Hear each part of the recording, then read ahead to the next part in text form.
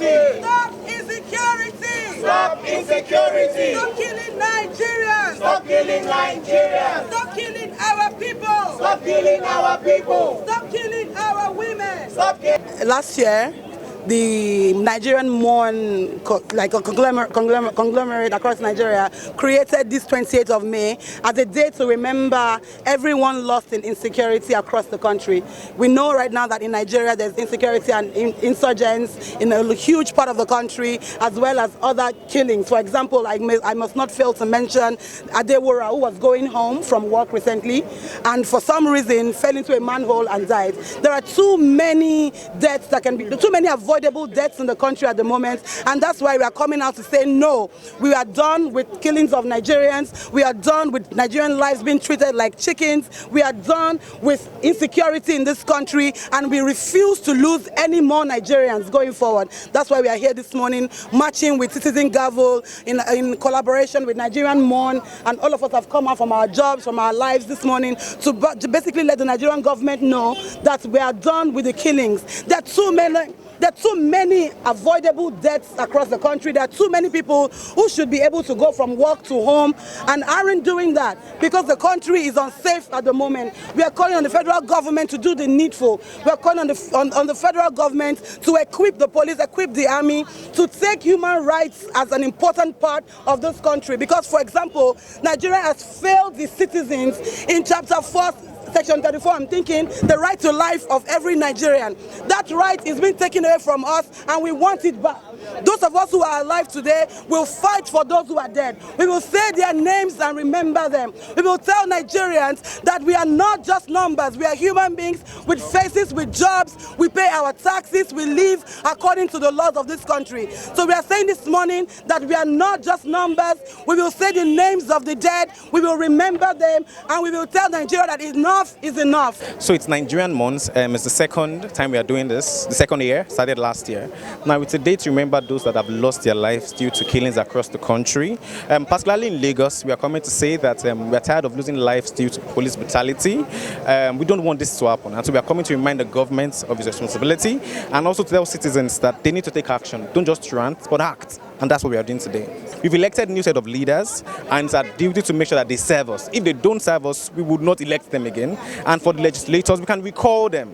And we just want to constantly remind them, because once they see us keep quiet, they don't do anything about it. So we want to keep acting and keep reminding them of their responsibility in securing lives of people. This is about Nigerians mourning the lives of people who have been lost to different situations that were avoidable. It's Nigerians taking a stand and saying when people die, you just can't report and say, oh, 5 people died today, 10 people died today. These are individuals with lives, with families that would be devastated, and the country doesn't even stop. So we're asking for people to stop, to take stock, to demand better from government.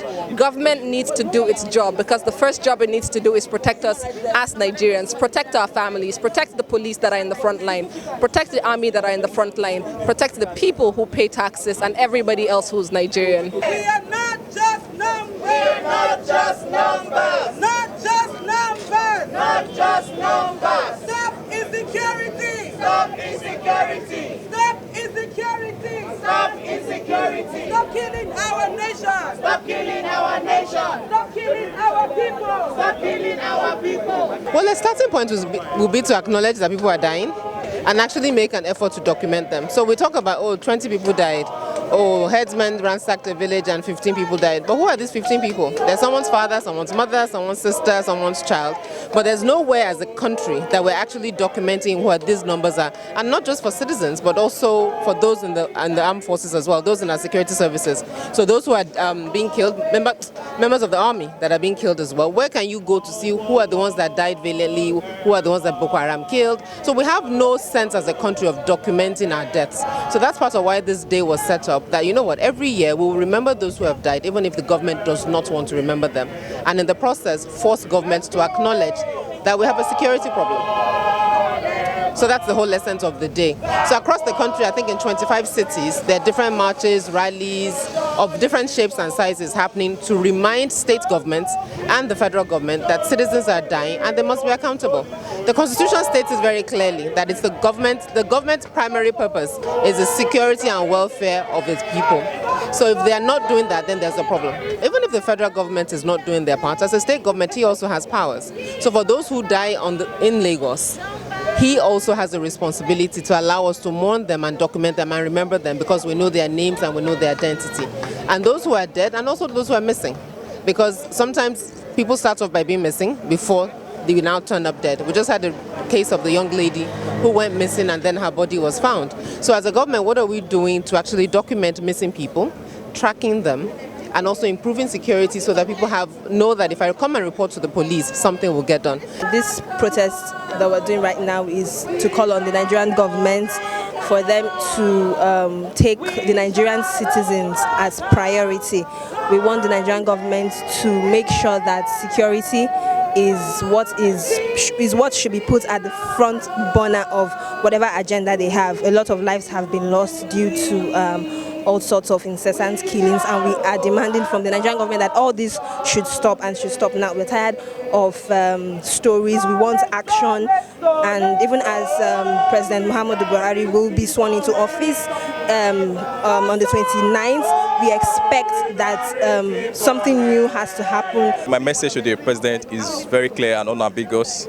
He needs to devise a new security architecture to address the insecurity in the land. Enough of bloodletting across the country. We can't continue this way and move towards a prosperity level. We can't continue this way. The security chiefs have failed already. They are short of ideas. It's high time we devise a new, bring in fresh people who can devise a different approach, to address the lingering security issues in the land. The challenges are daunting, but with the right political way, with sincerity of purpose, we can address this issue.